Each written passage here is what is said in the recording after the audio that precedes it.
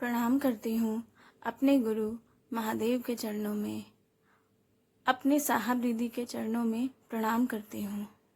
शिव गुरु कारवां के माध्यम से हमसे जुड़ने वाले, हमें देखने वाले आप सभी को मेरा प्रणाम है।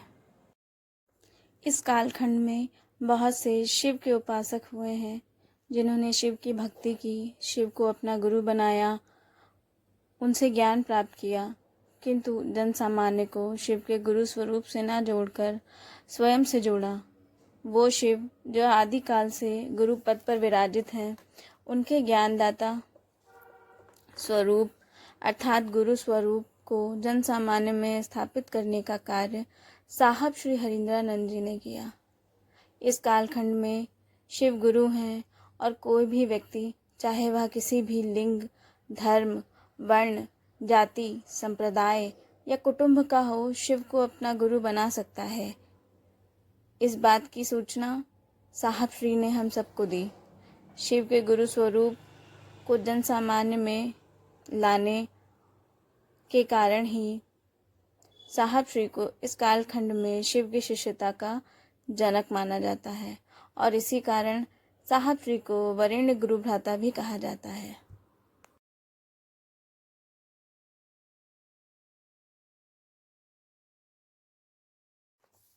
अनमिल आखर हरिंद्रानंद, एक आध्यात्मिक अनावरण। इस पुस्तक में भगवान शिव के इस कालखंड के प्रथम शिव शिष्य साहब श्री हरिंद्रानंद जी के विशिष्ट व्यक्तित्व एवं उनके जीवन में घटित घटनाओं को यथासंभव समेटने का प्रयास किया गया है। बचपन से ही चमत्कार सीखने की अदम्य चाहत उम्र के साथ और भी बढ़ती चली गई, जिसने आगे चलकर एक अलग विधा को जन्म दिया। वह थी भगवान शिव की शिष्यता। साहब श्री का जन्म व उनका बचपन 31 अक्टूबर 1948 विक्रम संवत 2005 कार्तिक कृष्ण पक्ष चतुर्दशी को बिहार के सिवान जिले में अमरोली गांव में विश्वनाथ सिन्हा एवं राधा देवी के घर में प्रथम संतान के रूप में साहब श्री का जन्म हुआ। नाम पड़ा हरिंद्रानंद। सुबह जन्म हुआ, तिथि खंडित हुई और शाम में स्वतः मनाई गई पूरे देश में दीपावली। दुबला पर गोरा सा बालक अपनी बड़ी बड़ी पुतलियों से आसमान को ऐसे निहारता जैसे संपूर्ण आकाश उसका घर हो। बचपन से ही आवाज में आकर्षण था, जिससे रिश्तेदार उनसे खेले और उन्हें दुलारे बिना नहीं रह पाते थे। माता पिता की पहली संतान होने के कारण लाड प्यार ने उन्हें कई नाम दिए। हरेंद्र, कभी बड़कू, कभी बउआ, कभी हरिंद्रानंद नाम। 2 भाइयों और 2 बहनों में बड़े साहब की प्रखर बौद्धिक क्षमता के बावजूद पठन पाठन में उनकी रुचि थोड़ी कम थी। बाल्यकाल की स्वभावगत प्रवृत्तियों के अनुरूप जब बच्चे खिलौने से खेलते हैं, तब साहब जादू टोना का खेल खेलते, भूत प्रेत, तंत्र मंत्र की बातें करते, कभी वेदों, उपनिषदों, पुराणों की कहानियां सुनते और सुनाते, कभी आसन मारकर घंटों बैठे रहते, कभी टीन के डब्बों में पानी भरकर पाइप का साइफन बनाते और शीशे से मढ़ी शिव की तस्वीरों पर शिवलिंग की तरह पानी गिराया करते थे। फलतः शीशे में लगी तस्वीर गिरकर गल जाया करती थी। बचपन यह समझ नहीं पाता कि कौन सा खेल खेला जाए, पर साहब के लिए तो नियति ने अलग ही खेल रचा था, जो असीम था, अपर्याय था। बाबूजी के साथ बचपन साहब का पूर्णिया में बीता। 1 वर्ष बाद बाबूजी का स्थानांतरण धनबाद हो गया। अब बाबूजी जिला शिक्षा पदाधिकारी हो गए थे। सड़क के किनारे 2 मंजिला मकान था। साहब की जिद से दरभंगा से 2 कुत्ते साथ आए थे। बचपन से ही साहब कुत्तों के शौकीन हैं। कुत्ते अब थोड़े सयाने हो गए थे। कुत्तों के मालिक थे बड़कू। एक दिन साहब अपने डीएवी स्कूल से घर जल्दी आ गए थे। छठे क्लास के विद्यार्थी थे साहब, जिन्हें पढ़ाई कम बदमाशी ज़्यादा करना अच्छा लगता था। माँ शायद नीचे आंगन में खाना बना रही थी। उनके साथ उनका अनुसेवक भी था। पहली मंजिल पर साहब दिमागी कसरत में जुटे थे। गाड़ी के टूल बॉक्स से फ्लास पेचकस लेकर कुछ छेड़खानी चल रही थी। इनके पास ही इनके दोनों कुत्ते भी थे। तभी नीचे से एक तेज आवाज आई, कोई है क्या?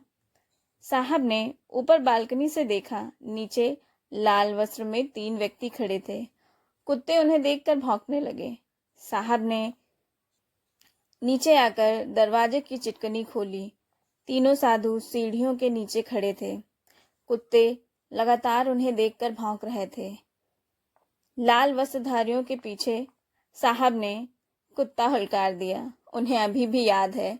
तीनों साधु तेजी से यह कहते हुए कि तुम आईएससी परीक्षा पास नहीं करेगा, हम पर कुत्ता हुलकारता है, भाग गए। गुस्से में कही गई वो बातें वर्षों बाद परिलक्षित भी हो गई। जब वो मुजफ्फरपुर में थे तो उनकी पढ़ाई कुछ कारणों से रुक सी गई थी। साधु संतों का संग उन्हें हमेशा से भाता है।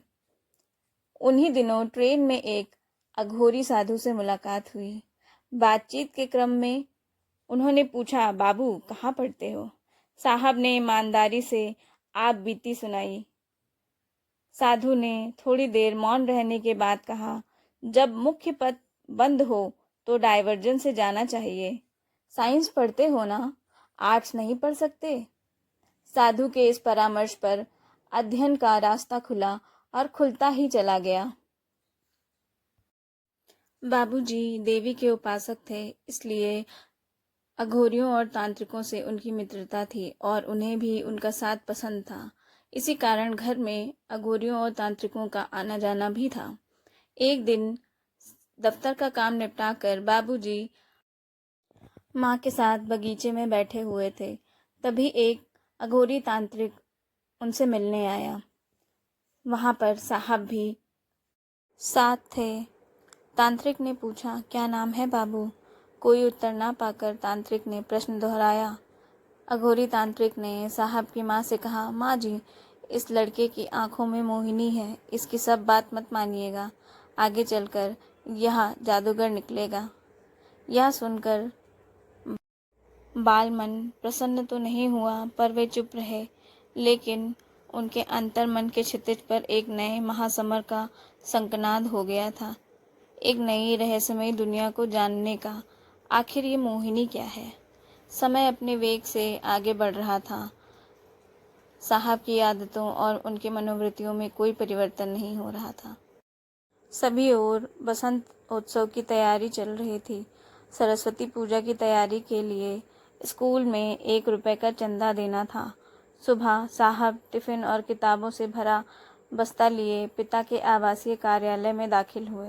उन्होंने देखा कि एक व्यक्ति से वो बात कर रहे हैं। वहाँ बैठा कागज के एक टुकड़े पर कुछ लिखकर उसे जला रहा था, फिर जले हुए टुकड़ों को अपनी बाह पर रगड़ने लगा।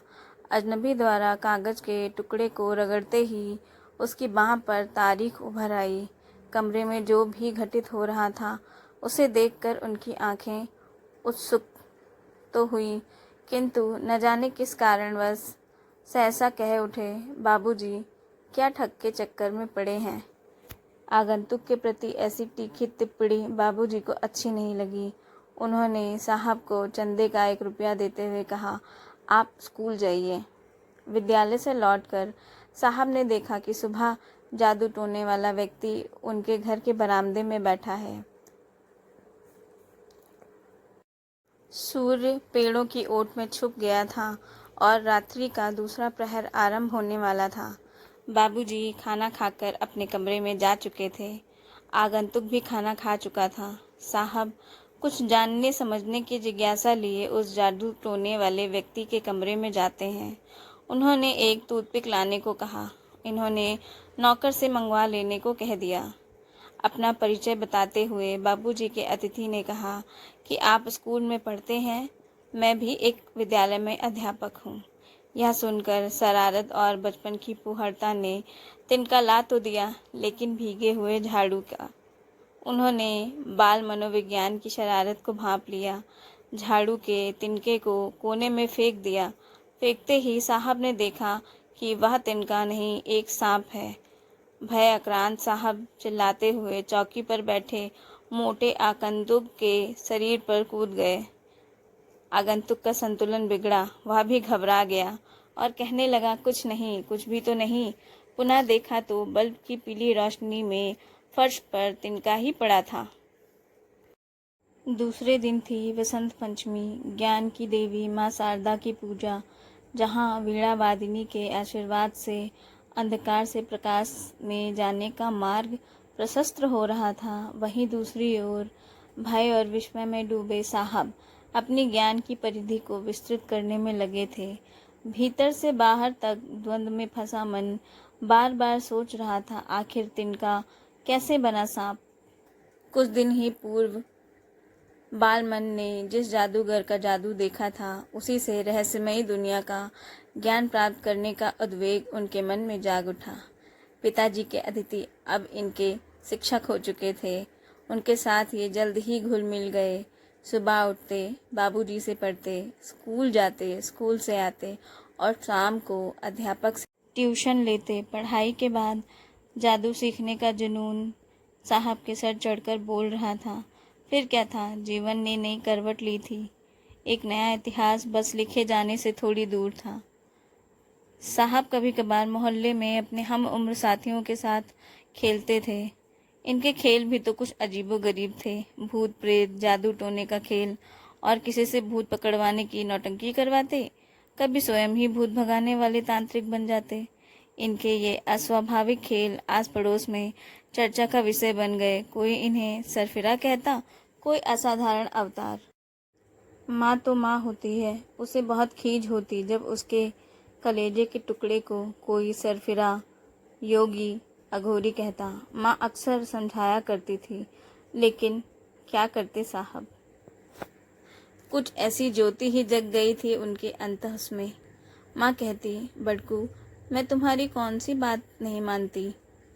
क्या तुम मेरी एक बात नहीं मान सकते? इस पर साहब तपाक से बोलते, माँ, मैं चमत्कार सीखना चाहता हूँ। तो इसमें हर्ज क्या है? आखिर आदमी ही तो सीखता है ये सब।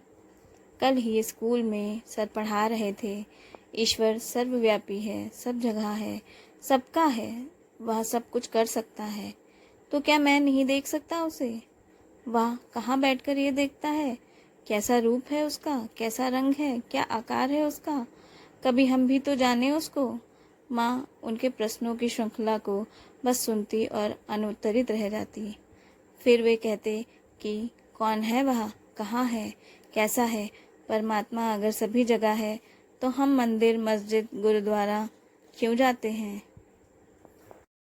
वह अगर सबके लिए है तो फिर पंडितों और बाबाओं की क्या ज़रूरत है? भगवान क्या इनकी निजी वस्तु है? जब देखो तुम इन्हीं से राय लिया करती हो, पूजा पाठ, धर्म, ध्यान सब में। तुमने क्या पूरी दुनिया का सुधार का जिम्मा ले रखा है? माँ की आवाज़ में कड़वाहट थी। साहब फिर से बोले, नहीं माँ, मुझे सच जानना है, बादलों के उस पार का सच। आदमी जब भगवान के यहाँ से आता है और फिर एक दिन भगवान के पास ही चला जाता है, तो भगवान आदमी के पास क्यों नहीं आ सकता? मैं उसे लाऊंगा एक दिन, देखना माँ। साहब ने जो कहा वह किया। भगवान शिव के गुरु स्वरूप को उन्होंने धरती पर जनसामान्य के हृदय में बसा दिया।